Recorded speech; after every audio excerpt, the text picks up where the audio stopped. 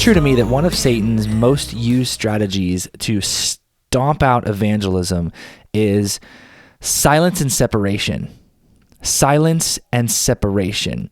He convinces us through culture that when we say personal relationship with Jesus, it means so personal that it's private, that I'm not supposed to tell anybody about it, that the only way to coexist in places like the United States of America is for us to all get along by simply not discussing faith.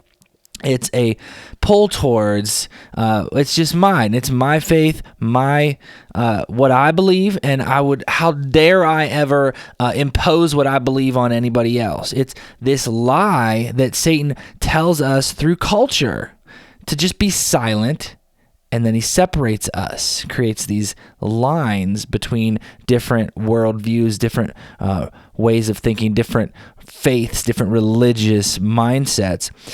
But yet, I hope you realize that the Bible knows nothing of that. That a Christian is never to live like that.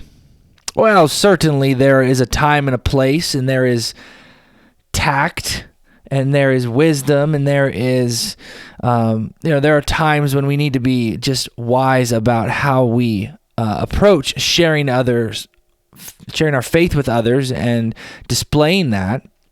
But the Bible is always preaching boldness. From the time of Daniel, where he prayed in front of his second-story window that faced out across the city, even after it was illegal for him to do so, all the way through all of the apostles. Throughout the New Testament, we see so much boldness. Christianity was built on the boldness of men and women of faith who were willing to share it with other people because their heart broke for the lost. They were compassionate on those who didn't know Christ. There's a pull towards this demonic influence to just hide it all. And say, oh, you know what? They'll find it. If they're supposed to find God, they'll find him, right? You know that we just read a section about the parable of the lamp, and you may be familiar with the children's song, hide it under a bushel, no, I'm going to let it shine. Hide it under a bushel, no, I'm going to let it shine. What we read today in follow-up to that is the story of this man we read Luke chapter 8, verse 26 through 56. And so the beginning of this section, the first passage that we read in this is Jesus healing a demon-possessed man. And this demon-possessed man, he has a legion of demons in him, and they get Jesus cast them into these pigs by their request, really. And at the end of this, Jesus doesn't always tell. It depends on where he's at. It depends on the stage of his ministry. It depends on the circumstance. He doesn't always tell those who healed to go off and to tell everybody. With this particular man, Jesus sent him home saying, now go back to your family and tell them everything that God has done for you. So he went throughout the town proclaiming the things that Jesus had done for him. Jesus is telling this man, hey, this change that I've made in you, go and proclaim it. This newfound faith, this salvation, this repentance, this forgiveness that you have found, go and tell everyone. So he's saying, I've lit this flame in your heart. Don't hide it under a bushel. Let it shine for all to see. Go and tell. And so this man, Jesus knows, this man is, to draw another parallel with something that we just recently read, this man's heart is good soil. He's going to see this and produce this huge harvest in his testimony of what God has done.